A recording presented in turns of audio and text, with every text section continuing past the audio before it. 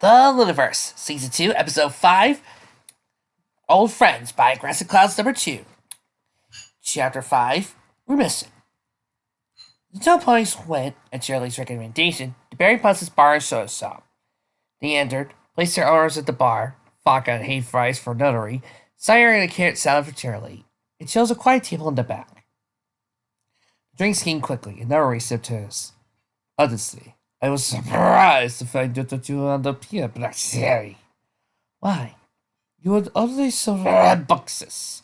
I would have guessed that you would settle in an arts metropolis with dozens of clubs, hundreds of bars, and thousands of potential suitors. Nori smiled slightly. Did you tire of that life? I suppose I just realized I wanted something more stable. Shirley smiled serenely. Honestly, I still have a lot of fun. You wouldn't imagine how good it feels to see those students learning and understanding about the world around them. We live in a fascinating land, after all. There's just so much to know. It's always a joy to see them learn just a little bit more. There is indeed a lot to know, said Nori. Facts, skills, she trailed off, and sometimes it even matters. Shirley frowned, but didn't ask for clarification yet. There's actually a few other things I want to ask you, though. The teacher needs more information. Nori's eye grew. You always bragged about your superior academic performance. Charlie laughed. Just because I'm a teacher doesn't mean I know everything. Like just last weekend, a pony named Heavy Roller showed me how to repair a broken carriage wheel. I'm always learning, Natalia. She smiled. That's good to hear. For instance, I learned who your previous employer was. Notary froze. Shirley paused. She wasn't sure she wanted to rock their friendship now, so soon after May peace. A notary and a former employer, now disgraced to Greengrass, put the elements through a lot of trouble in their efforts to attain political control of the 6 mayors. They even targeted Shirley specifically, assigning a magical Lothario to try to seduce her and convince her to run up to Canada. Shirley knew it might not have been Notary's fault, as the Russian could have been blackmailed or otherwise forced into it. But she thought that was unlikely, given what she knew of Notary, and what she wanted to know was the truth. What I still don't know, said Shirley, is why. You knew to my employer? Asked Notary. Yes. Well, how? It doesn't matter, said Shirley. Stop. Just tell me the truth. I want to know why my roommate tried to manipulate my life. So you only recently learned about the merits. So it wasn't that. What was it? Notary looked down. You should already know, Black Terry. How many times did I tell you that I decided to do a knife? Shirley sighed. You always talked about wanting to matter, to be useful. But this doesn't make sense. We both know how talented you are, Natalia. How many skills you have. With the skills we practice and your innate talents, you could do anything.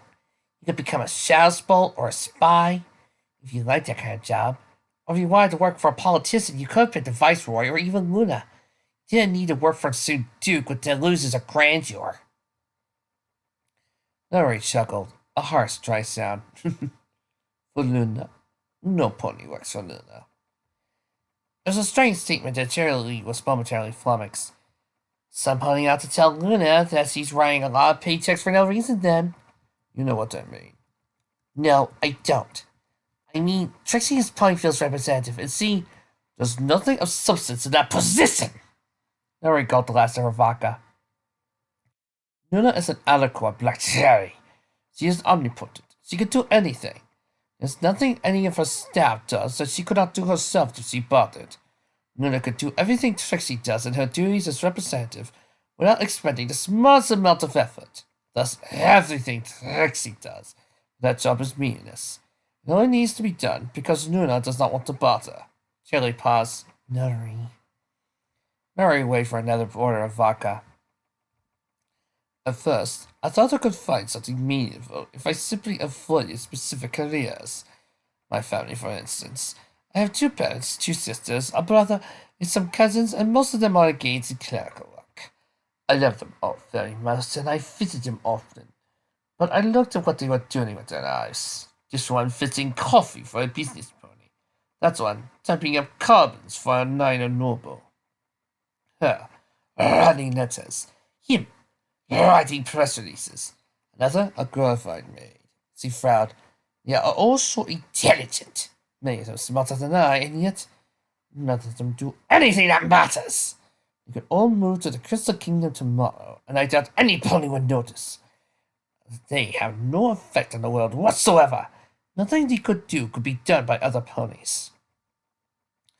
And so I resolved to avoid that, to choose a more useful job. But then I moved to Canterlot, and I saw Luna in one of her public addresses. I saw her display her magic, and I read more about her powers in history books. I realized then that everything else I had considered, general, businessman, policeman, spy, is just as irrelevant. Sit down. I want to matter, Black Cherry. I want to do important work. I want to influence the world somehow. I want to be able to. Every pony has told me how intelligent I was, how motivated and focused. I should be able to make some impact. It would not be possible in Luna's shadow. Luna can do anything I or any other pony can do. She is omnipotent. With a wave of her hoof, she could have the world be as she wills it. If she decides tomorrow that all ponies should have 6 legs, 2 noses, and ears that can see, she can make it so with no more effort than you or I would need to blink. She allows the court to exist, pays for an army of staff in Canterlot and all over our nation, out of pity for those she has rendered irrelevant. Or maybe just laziness, but I cannot live that. Do you know what my cutie mark means, Black Cherry?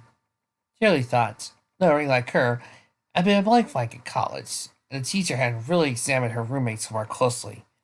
But she did now, seeing a quill and parchment. Writing? No. She shook her head. It has been years since I told any pony what eternity means. Greengrass has caused me to let others believe that they wished about it. Apparently, ambiguous cutie marks run in the family, and you had the thought of me having one too, but looked at it closely. Larry slipped down from the booth. A blank piece of parchment and a ready quill, the tools of a stenographer, one who records other ponies' deeds, but does nothing herself. I obtained it when I was in the service of our writer, one desperate to finish his magnum opus before his imminent death, and who succeeded thanks to my help in organizing his research, taking down his notes when he was too eager to move, proofreading, and even breaking into his office late at night to retrieve a file he'd forgotten. I was happy when we finished, happy to make him happy.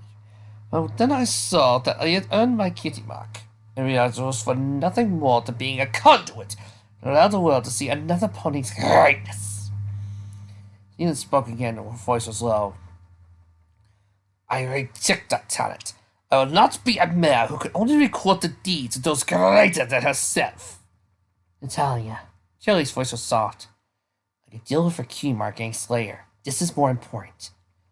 I appreciate your desires, but they did not give you any right to hurt others the way you did. Did you think what would have happened to me had that pony brainwashed me? What happened to Carrot Top, or Lyra, or Octavia? But those claimed to be a good pony. Lori shook her head. I never did. Maybe I am a bad pony. Ethics was one class I was never very good at. But you asked what I did, and I told you I wanted to matter. So you helped Greengrass to try and overthrow Luna. Greengrass is not omnipotent. If he ruled the nation, he would only need help only I could give him. My deeds would matter then. Nori looked up at Charlie, her eyes blazing. I helped to run Canadia. I could help him run the nation. I have the knowledge and skills, and we will move Equestria to a new golden age together. I couldn't think of any better goal. I have to have that kind of influence to usher in a new renaissance. I knew it was a long shot. You probably did too, but I had to try. Shirley slowly nodded. What happened to him anyway? He lost his political influence after the gala. He does not have the power to hurt you anymore, even if he wanted to. I can assure you he'll never again be a threat to you or other innocent ponies. Good, said Shirley. He did bad things. You helped him. She paused. Why him in particular? If you wanted a business pony, why not some other noble? He was the only one with the ambition and skill. The others, either pets content to be Luna's lapdogs forever, or foes with no real hope of attaining the needed power. Only one who had a chance. Now he's gone. She raised her glass morosely to the Duke. Natalia, he attacked me and my friends. I know. Nori shook her head. But you cannot understand, Black Cherry. You know what it's like to live in Catalan. To be reminded, every time she passes you in the halls or shows up in court, how little you are, how impossible it is for anything you do to matter. With one spell, she can feed every pony in the nation, or cure every illness, teach every fool everything there is to know, every single night as the moon rose. I saw her reminder of the thing I wanted. The matter, just a little, was completely impossible. She paused. Greengrass was not going to try to hurt her. Not Jerry. Just attain sufficient political power to force the court to propose he be appointed Grand Duke. To run the nation for the race of our lives. Make things grow where even Luna, it seemed, hadn't been able to. That's all we wanted. Him to grow. Me to matter. Maybe we never had a chance. I don't care. I had to try. And so did he. That's why you hurt me, and my friends, and all the other ponies. Shirley locked eyes with her, because you wanted to matter. You didn't think you could matter unless Luna were out of the way. Nori nodded. Shirley leaned back. I appreciate you telling me. I understand where you're coming from, but you're wrong about something, Natalia. Other ponies do matter. Take me, for instance. I know that you saved the world. Nori said her second vodka. I mean no disrespect, but my understanding was that was largely luck, and many ponies could have wielded the elements, including Luna herself. I wasn't referring to that. Shirley shook her head. Every day I teach my class something is a day they learn, grow, become better ponies. I've been teaching Ponyville for years now, Natalia. I've taught many foals. I've had an influence on each and every one of their lives. Luna could do it. Sure, maybe Luna could do it better. Maybe she could have cast a spell and poured knowledge into their heads. I don't know, but she didn't. She wasn't here, I was. And I was. Shirley frowned. I've influenced so many lives, Natalia, and all for the better. Those foals are building, creating, growing, and enjoying life thanks to my influence.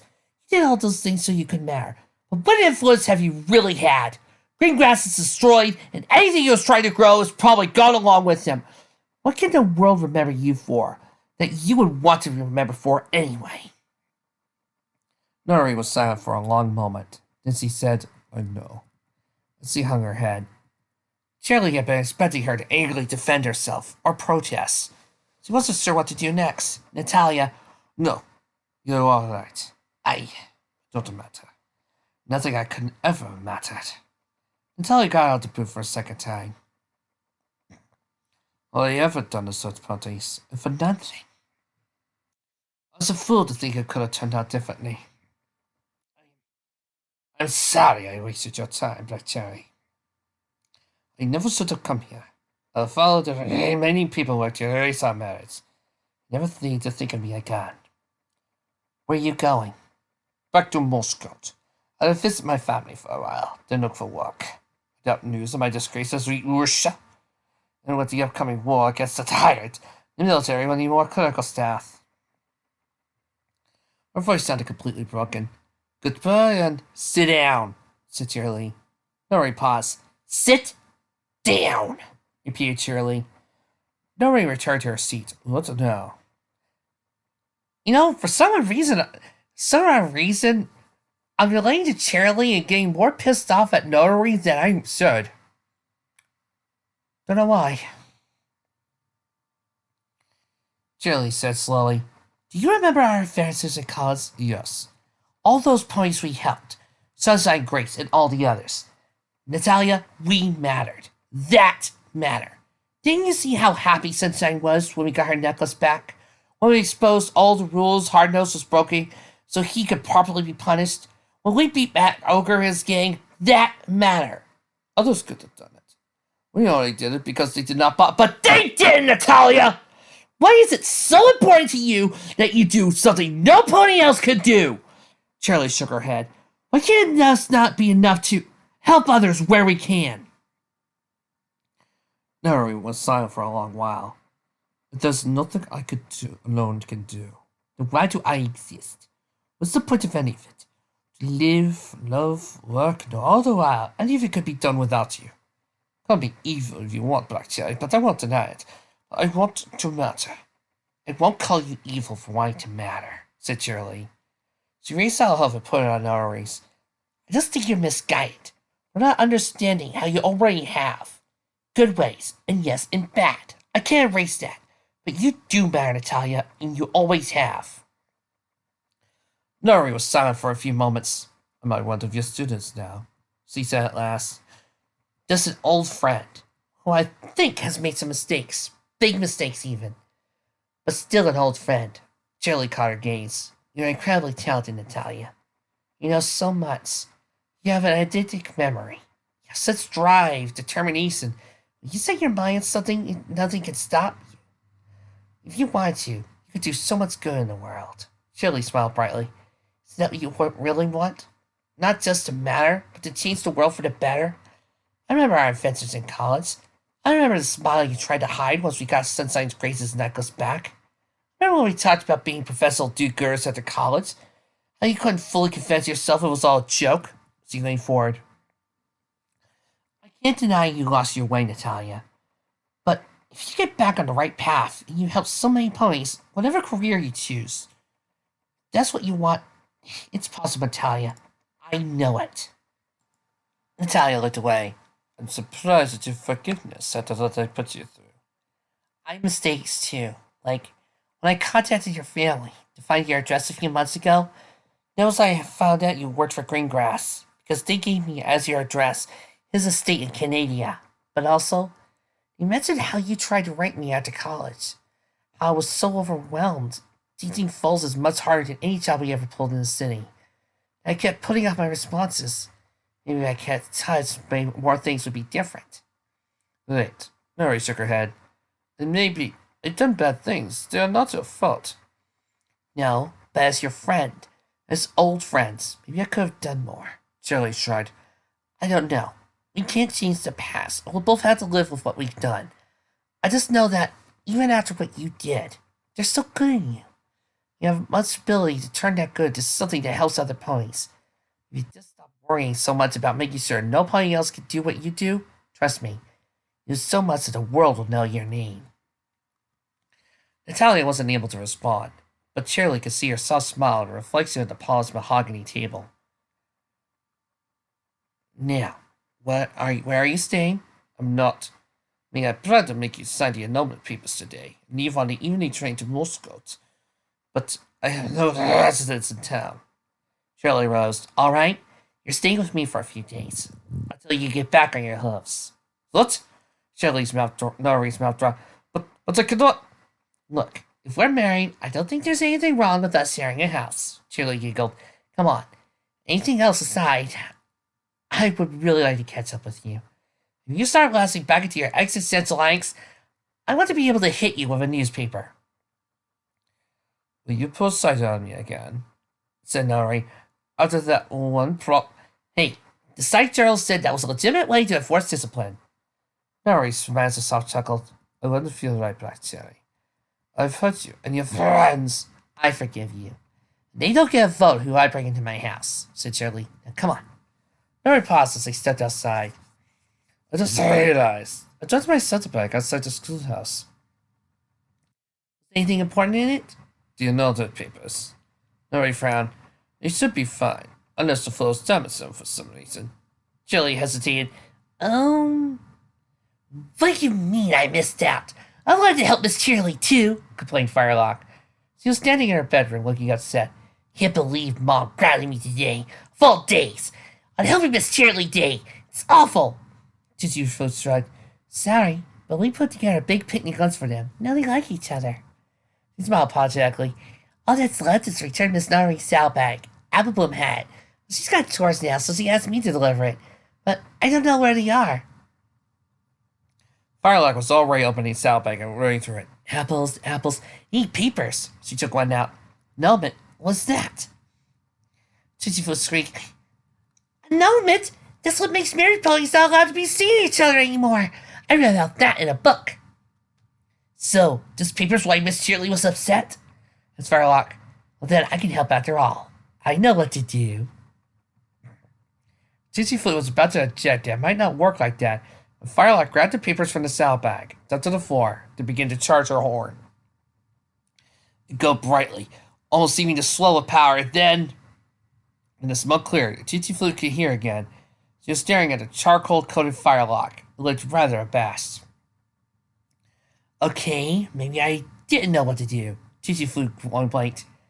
At least the mean forms are destroyed. Tissy Flute put her up to her head. Maybe your mom should have grounded you for 2 days. I'm sure they're fine. But just in case, I'll write to your appropriate offices and get them to sniff replacements, said Shirley. What could have happened to them? Asked Nori. Oh, you know, Bunnyville things. Anyway, let me show you around my house. It was a nice house, Nori thought. Perhaps a few too many goldfish. But otherwise, she concluded, it was comfortable enough. I could sleep on the couch, said Nori. What, as my guest? I'll take the couch, said Shirley. Nori raised an eyebrow. Is this some scheme to get us agreed to both take to bed? Why? Would you like that? teased Shirley. Nori blushed scarlet. Shirley laughed. Just kidding. Seriously, Doug, you take to bed. You're my guest. It's only proper. And so Nori found herself alone in Shirley's bedroom, still struggling to comprehend all that had happened in the past few hours. Like Shirley's being so friendly. Like I'm being a college again. Yay! Said Shirley, beaming. We showed the corrupt officer who's boss. Shuntian was a guard who often patrolled the university neighborhood. He enjoyed hassling his students, giving them a hard time, taking any excuse to write them up for citations. He was pushing 80 and had a deep and abiding hatred of fools these days. He got too far when Shirley had seen him taking a payoff for one of the slimier students, an older one who had come back to the university after 3 consecutive businesses failed, slyly suspected of dealing in crib sheets and term papers. So Shirley and Nori had carefully set up a plan, carried it out. Trunchie and the student had been tricked into conducting another payoff in full view of the dean and the captain of the guard. The students wouldn't be harassed by Trunchian anymore, and academic honesty was restored. Nori smiled briefly. We did a good job. We sure did. Shirley sprang up on her hind legs, dropped over Nori, giving her a hug and a peck on the cheek. You're awesome. Nori laughed. You're feeling touchy-feely today, aren't you? You bet. Let's celebrate. And they did. Nori carefully laid back on the bed. She suddenly felt very weary. Rapid fight for Canterlot, discovery of Ramirez, Tease at Ponyville. It was exhausting, physically and emotionally. But he had a place to stay, and whilst he decided what to do next. Thank the stars for old friends, she said, and collapsed into a deep sleep.